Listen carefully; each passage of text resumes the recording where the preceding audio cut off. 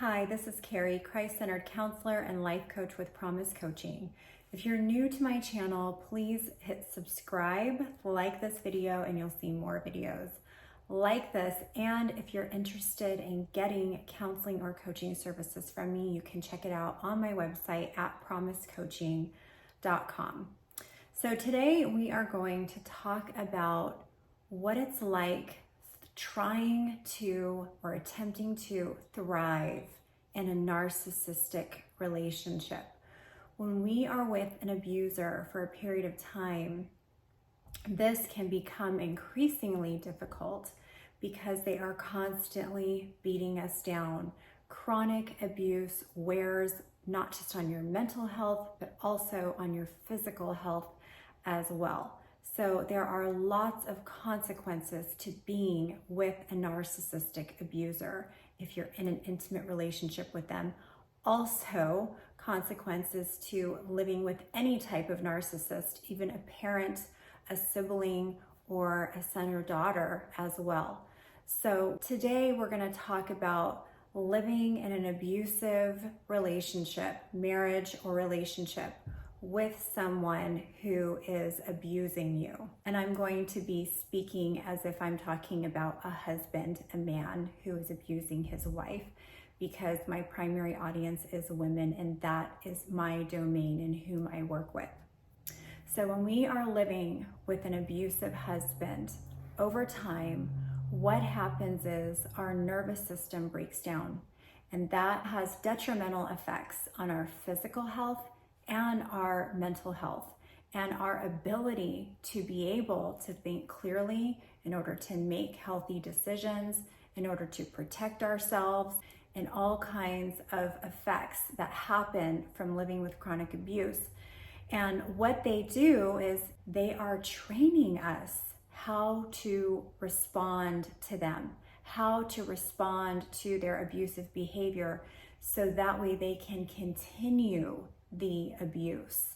And I know that this is going to resonate with so many of you, because what tends to happen chronically throughout years, decades of this marriage, this relationship, is once we start getting on our feet, and usually when they first find you and they first court you, you usually are this vibrant, healthy woman. In some cases, you might be in a vulnerable state where they do pick you up broken and then act like the hero.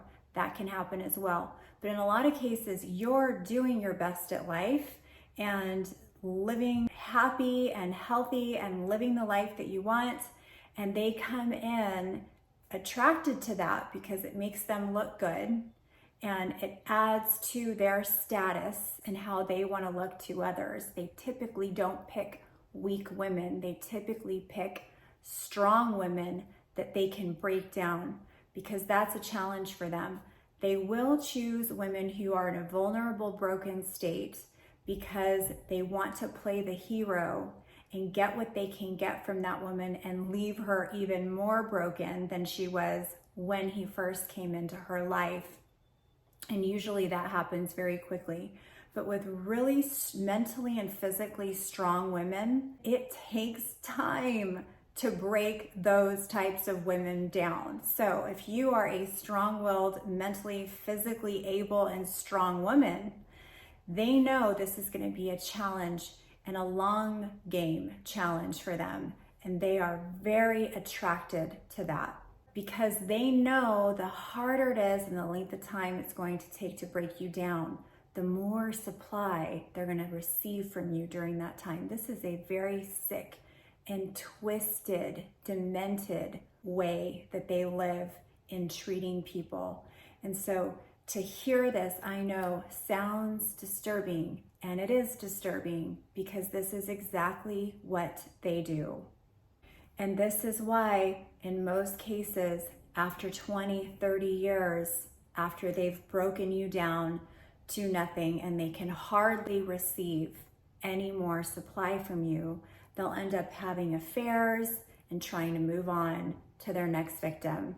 They will discard the same victim over and over again even the same victim they've been with for 30 or 40 years even. So it's the same cycle they continue, but eventually, if they cannot continue getting supply from you, they will have affairs, they will do a final discard of you, and they will leave you far more broken than you have ever been in your life. And so that's why being with these people is so detrimental. It's so dangerous. It's not something to take lightly. It's not a relationship you want to fight for. It's not a marriage worth fighting for if you are with a true narcissist, especially a malignant one. And in my opinion, covert narcissists can be malignant as well. And I'll explain that in another video, another time. But there are lots of ways that covert narcissists are malignant. And I think that isn't addressed enough, because a lot of the things that coverts do is very nasty and disturbing and can be far more destructive long-term than someone who is overtly malignant. They have one main goal, and that is to keep you controlled where they want you in the relationship. And so they do this in a variety of ways.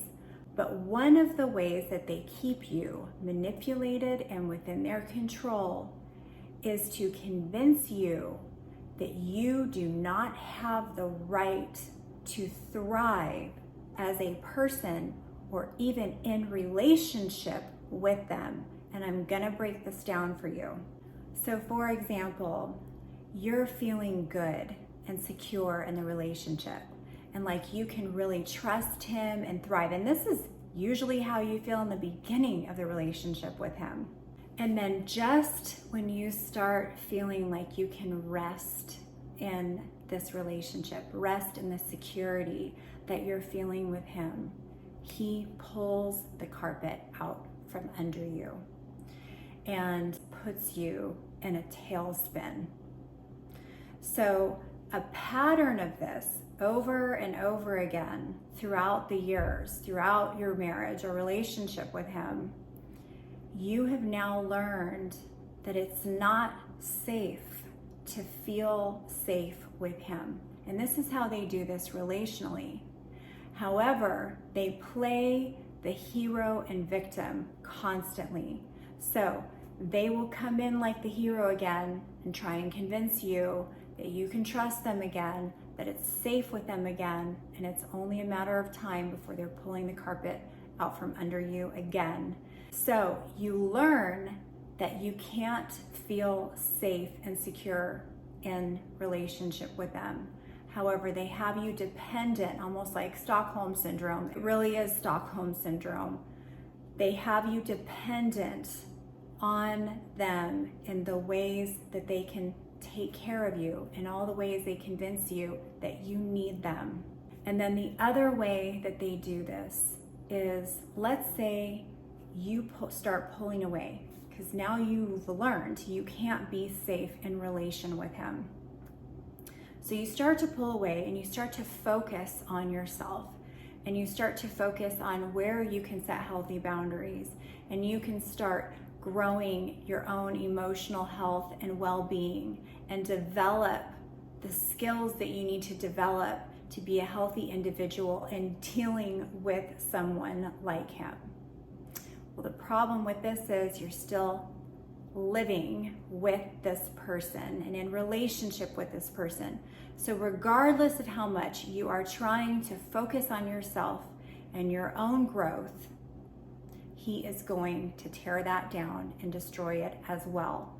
So as soon as you start developing this self-growth to better yourself for you, better yourself for him, for your family, for the relationship, he is going to use that against you and purposely cause destruction in your life and in your relationship to impair you from continuing to thrive in this way.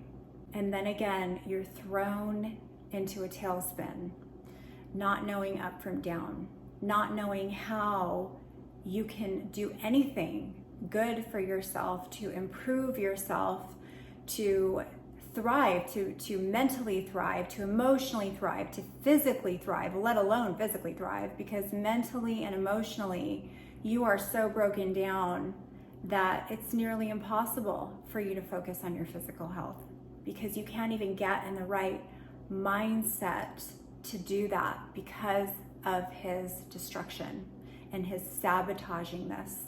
So then you learn, well, I can't be well. I can't be healthy. I can't thrive because there will be consequences and I will be punished for any growth that I make personally. And so see, this is how disgusting these people are. They will not allow you to thrive in the security of the relationship with them, and they certainly aren't going to allow you to thrive on your own or independently from them, because that is a threat to them. So they might encourage you to do this in the beginning. They might support you in this and tell you, oh, if you would just focus on you and do what you need to do, then our relationship's going to be better. So see, they continue to lie to you. They continue to throw out these false promises, these lies, to convince you that it's safe, that you can do these things, that it will help the relationship. None of it's true.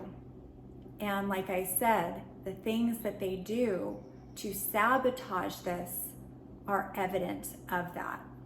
So now that they have trained you to understand that you have to depend on them, you have to trust them, and you have to believe in them no matter how many times they lie to you, because they're the ones taking care of you and you need them for all the various reasons that they claim that you do, and have trained you to believe that you're incapable. You can't even trust yourself now. See, this is all the gaslighting that they're doing throughout your relationship. You can't even trust yourself to be healthy and well. So this further enforces their convincing you to depend on them. And then what happens when they leave you, or you finally get the courage to leave? You have a long road ahead of you to deprogram your mind from thinking that you are unable to thrive. Because this is what's happened to me. I've thought, once I'm starting to feel good and once I'm starting to feel healthy, and I remember doing this in my marriage to him, you start to sabotage in a way, self-sabotage, because you start subconsciously thinking, well, if I sabotage myself first, well then he can't do it. He can't do it to me. Because if I can just keep myself broken and damaged and unhealthy and unwell, then I don't have to receive that punishment from him.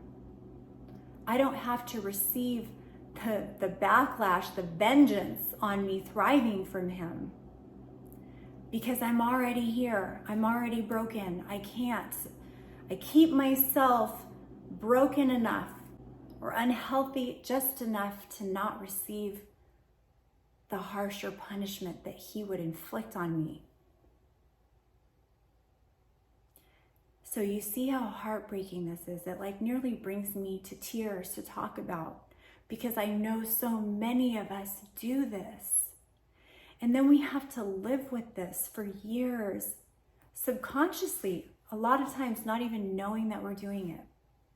But the more self-aware we become, the more we realize, I haven't been in this toxic, abusive relationship in so many months or so many years.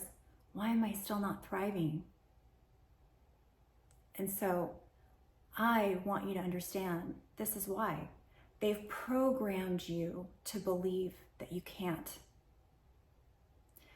And I want to encourage you to believe more And this is something I have to remind myself of almost every single day, that it's safe for you. If you are no longer in this relationship with this person and you are healing and recovering, it is now safe for you to thrive. And even if you are still in that relationship, you need to get out. Because so long as you are there, it's not safe for you. You know there will be punishment for it. And this is why these relationships are so detrimental and they're so damaging and destructive. I want to help give you hope that you can be well. And I'm living proof of that, even though it is still a struggle for me at times. You can be well and you will be well because you are in control of your own life. And God is your number one father and master of your life. And he will help you and he will guide you into true healing and wellness. And so the more that we heal in our recovery and we get help from people like a counselor or coach like myself that can help you through that process, which is so crucial to your healing, the more you learn to trust yourself again and depend on your own abilities to bring you into the thriving life that you deserve to have, that is your God-given right to have, to be healthy, to be mentally and physically strong and well and show up in the best way that you can in this life, in your God-given purpose that he has ordained for you and only you to live out. I hope this video was helpful, and if you like it, please hit like, subscribe to this channel, and you'll see more videos like this. Please take care.